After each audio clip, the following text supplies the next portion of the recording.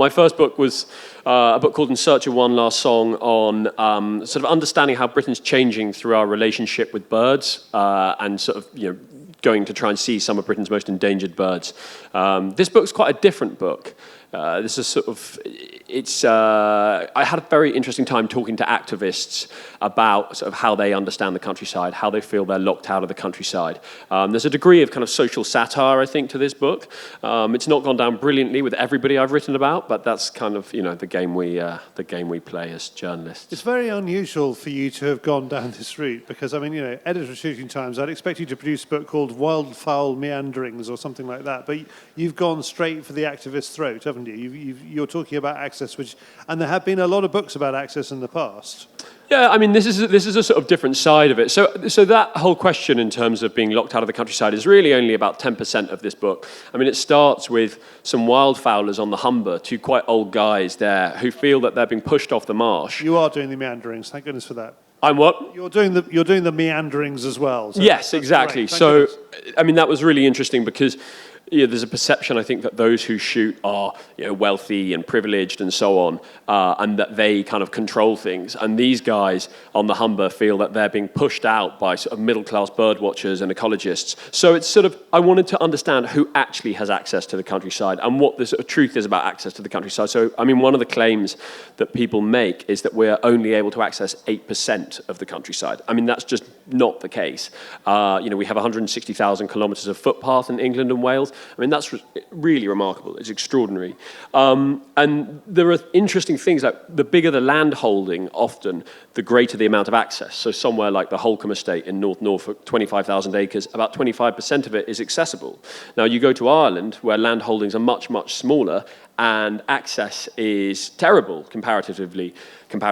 And there are interviews there I was reading with Irish farmers saying, well, it's okay for people in England to allow the public onto the land because every farmer there has 2,000 acres or whatever, which isn't the case. But it's just interesting in terms of those who have more can kind of give more in terms of public access. You found a lot of perception gaps, didn't you, between what people think of the countryside and the reality of the countryside. So, conclusions. Did you come up with any kind of forward-looking statements? Did you decide that this would be a way to solve this problem, or do you reckon we've pretty well got it right, that 1,000 years of evolution has achieved what we want out of this countryside? Well, in the process of writing this book, I continually came across farmers and landowners who would say to me, the public don't understand the countryside. And that's completely valid and I think true. But my question to them was always, but what have you done to try to change that? Because, it is a little bit like somebody with an extensive library saying, the public can't read. It's like, well, you got the means. And just things like, the number of landowners I've met who will tell me, we've got a big deer problem. And the number of young people, I'm sure there are people out there today who really want to get into deer management and have their tickets and so on. And you talk to those young guys and they say, I can't find any opportunities to manage deer. It's like we've had the number of deer we've got in this country, more deer than we've had in 1,000 years. So how can you put those things together? I'll pick you up on that. Were you around at the Norman Conquest? Do you remember those days? Are there really more deer now than there were 1,000 years ago? So on the Holcombe Estate last year, they shot 900. I managed deer in a place where we shot 250 last year. I agree. The keeper on that ground, there were no deer when he started. So the point is there are more things that people could be doing on the land, and I don't think it's about access. I think it's about engagement opportunities. All right. And so your solutions are, practically speaking, how do you get those kids who want to go stalking to go stalking? The previous government had a natural history GCSE that was tabled, right? That was what they were going to do. And then this government came in and decided to drop it, supposedly because they felt it was a Tory initiative. And we need to slightly sort of depoliticise that whole thing. Or not slightly, we need to massively depoliticise it. But access to the countryside, or rather engagement opportunities, have to run through education. So, kids should be getting out there at school. I think landowners and farmers should be thinking about that, how they can do that. And also where you have grants, really big grants, I think that sometimes there should be they should be dependent in cases on providing the public with opportunities to come and see things, because we don't want the public walking across water meadows where lapwings are nesting in spring, but it might be the case that they can go there after the shooting season's finished and do coppicing or hedge laying or that sort of thing. I think that's very interesting. So you're saying that as I understand, the education is the kind of the central point, the point where the kids can meet the landowners. The kids who want to go to deer stalking can meet the landowners who want to provide the deer stalking. I think the government solution at the moment is the conservation industry fills that gap. That if there are people who want access to the countryside, then they knock on the door of the National Trust or the RSPB. Is it your opinion that that is not enough? Yeah, I don't think it is enough. And also, I mean, the RSPB, they might provide opportunities to see birds and go for a walk, but I don't think you can lay hedges on RSPB reserves or, manage deer or forage or even things like pond restoration. I mean, it doesn't take much to do these things. I mean, I had a conversation the other day with a farmer in Norfolk who had just put a reservoir in for irrigation for potatoes. It's famously dry there. And the duck life on that reservoir, really, really extraordinary. And I asked him, does the primary school ever come and, do the kids ever? And he said, no, I hadn't really thought about that. And it's just kind of tying those things up together. I have actually since heard that they now have a village duck shooting day on that pond where everybody who's got a gun turns up and they, and it's just that kind of...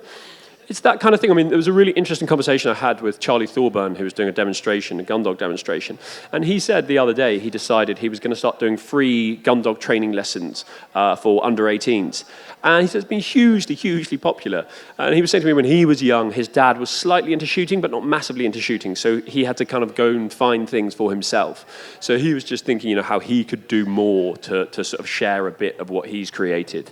And I think that's the way that people should be thinking, but also dispelling myths around access. I mean, that's an important part of the book. Well, I think your job is dispelling myths. I guess what I'm looking for is a kind of a practical solution to, should there be a czar for this to bring the countryside more into play for people, but in a much more kind of small c Catholic way, so to include shooting and hedge laying, not just what the National Trust wants to give them. Yeah, I mean, could there be like a junior minister for nature engagement? Nature engagement, that's the phrase I've been groping for. Yeah. Well done, yeah. And I think that would be a good thing. But I think, the more we can get people into doing what we do and the more we can explain ourselves, then the stronger we are.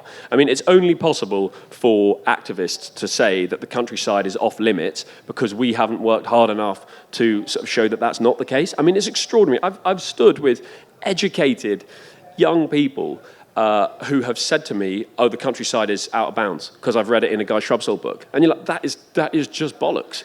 Well, it does seem to me the conservation industry, and I include the National Trust and the RSPB in that, have a kind of agenda to say, first of all, you can't visit the countryside because of the existing landowner setup. And secondly, a kind of desire to stop people from visiting the countryside anyway. I know the National Trust opens its houses, but generally speaking, you can't visit quite a lot of their ground, and I think they like it like that. Yeah, I mean, I think the National Trust is interesting because they provide, scone eating opportunities, but not, and there's definitely a thing that some people who campaign for access to the countryside are actually, what they want people to be able to do there is very limited. So, for example, I mean, you can't tell me that you're pro more access to the countryside, but you're also anti-hunting. Because anybody who's been beagling, anybody who's ridden to hounds, anybody who's been a foot follower when hounds are out knows that it's a tremendous way to access bits of the countryside that you otherwise couldn't access. So to me, that seems to be a sort of oddity. We had Daniel Zeichner here, DEFRA Minister, and I put it to him that if he wants to raise money, he's got £4 billion worth of forestry, and we don't make ships out of it anymore. We don't make pit props out of it anymore.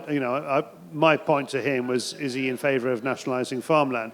But that is a resource of sorts, isn't it? In America, they'd turn it into national parks. Here, we keep it as closed woodland, don't we? Yeah. I mean, there are footpaths across it, but do you address we own that, we're the taxpayer, it belongs to us. How should we be able to use it? Yeah, well, I think we should be able to do more of that. I mean, I remember I was on a moose shooting trip to Finland, and we were in I don't know, you might have even been there, I don't know, we were all in a sauna together. It's a blur, Patrick. Me and lots of naked old men. Charlie could have been one of them, I don't know. And I'd like you to remove that image from my mind, please. And looking out the window, these guys, they said almost nothing for the whole trip. They just kind of drank a lot. And I said to them, who owns this forest? And they looked at each other, and one of them said, No one knows. But they had a real connection to this forest because they collected firewood there, because they hunted moose there. I don't think they'd seen a moose in about a decade, but they sort of... and I think in this country, we could have more of that. We could have more of a connection to these places. The key word in there seems to me the word own, and we did something very peculiar in this country over the last 1,000 years, which many other countries have not done. And it's partly because we haven't been invaded very often. And that was to create English common law, the old Saxon idea, which is broadly speaking, you're allowed to do whatever you like, apart from a list of things you're not allowed to do. Yeah. And across the channel in a very martial Europe, they're not allowed to do anything at all, apart from the list of things they're allowed to do. So we have those two separate systems. And because of that, this is the point, we have managed to be faster at developing security of tenure, contract law. We are pioneers in that. And we have a very strong idea about how we own land in this country. Now, with that comes problems of how do you access to the land, which I think your book addresses. Yeah. But it also means it creates a barrier to what you're trying to argue for. Yeah, I mean, that's true. Britain is a very different place. And I often come back to this, is that in 1500, there were 2.5 million people across the entirety of the British Isles, right? We now have 40 million dogs and almost 70 million people. So sort of what works in France or what works in Finland or what works in Sweden, we are a very different country, very different population density. It's interesting. Lots of people like to look back and say, well, look, what worked well for the Anglo-Saxons. Well, I mean, fucking hell, like it's a long time ago and a totally different thing. So what I'm very keen for, and what I talk about in the book, is we have to sort of think where we are now and where we would like to get to. I don't know how helpful it is to look at other countries and sort of say, look how well things work there. I mean, an interesting thing is people in England often say how well right to roam works in Scotland. You go to Scotland, you talk to farmers, you talk to conservationists, and they will tell you it doesn't work particularly well. And again, there's like 6 million people there, and the country's like 2/3 of the size of England. So it's, apples and pears, really. So how do you make it work, given we are where we are, given we are English and we have this very strong sense of ownership of ground? And it is also ownership of ground here is something else we were talking about yesterday, is ownership of ground is wrapped up in society in rural areas. Owning a painting, owning a stocks and shares, owning a bottle of whiskey, that's an asset. There, you can have a different social interaction with it, but it doesn't actually govern society like land does. So given we have all that, then how do you mess around with access?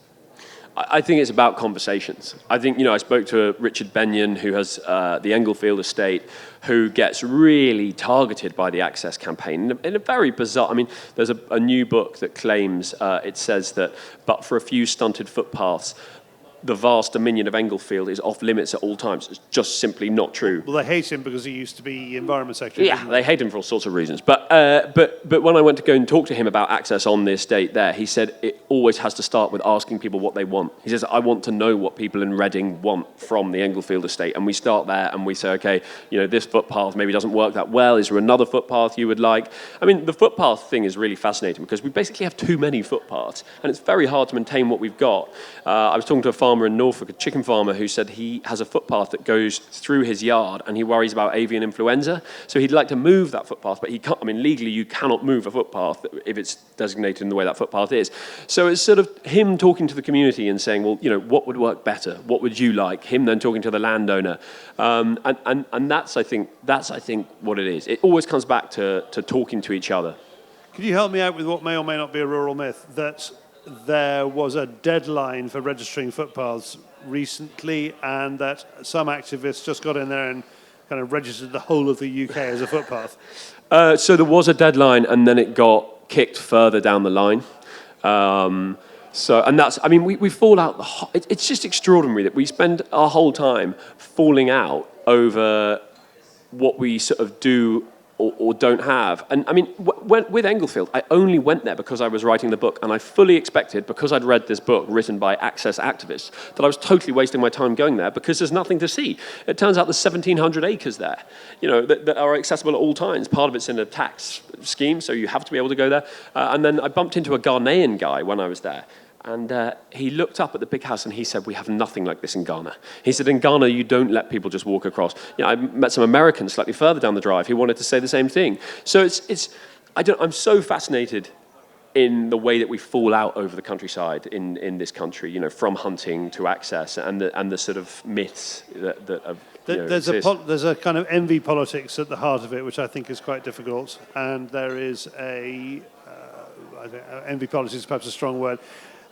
All right, or even a stronger word. There is a politics of hatred at the heart of it, which seems to be governing some of the debate, and you would like to cut through that. Yeah, I mean, people sometimes say to me when I'm talking about this book, are you hopeful for the future in terms of people, getting on with each other? I mean, we've been falling out over land, since the Anglo-Saxon period. There was an elegy for King William I was reading the other day, and it says, he loved the deer as if he were their father.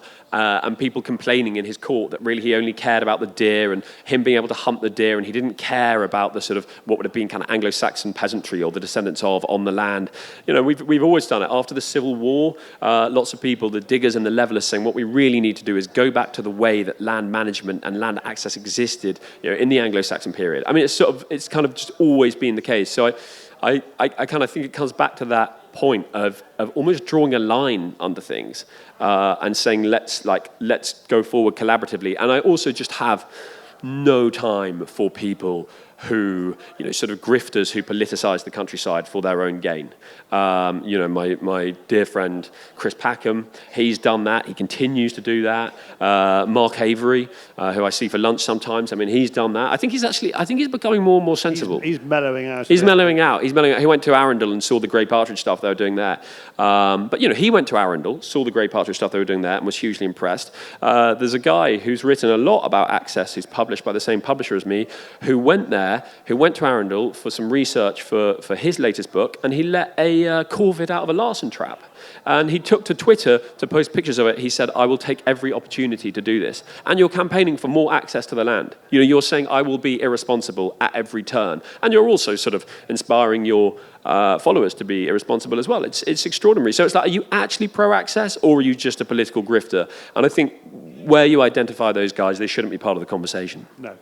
Okay, the Norman point is interesting. I think it feels to me, if you take kind of a time spaceship and overlook, English history, that was the beginning of a 2,000-year rearguard action against the total loss of the countryside. And we're about halfway through.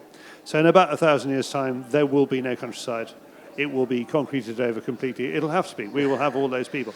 So given that we are always fighting against losing it, is there a version of the narrative? I mean, you seem to me to be very positive and front foot, and it's all going to be wonderful.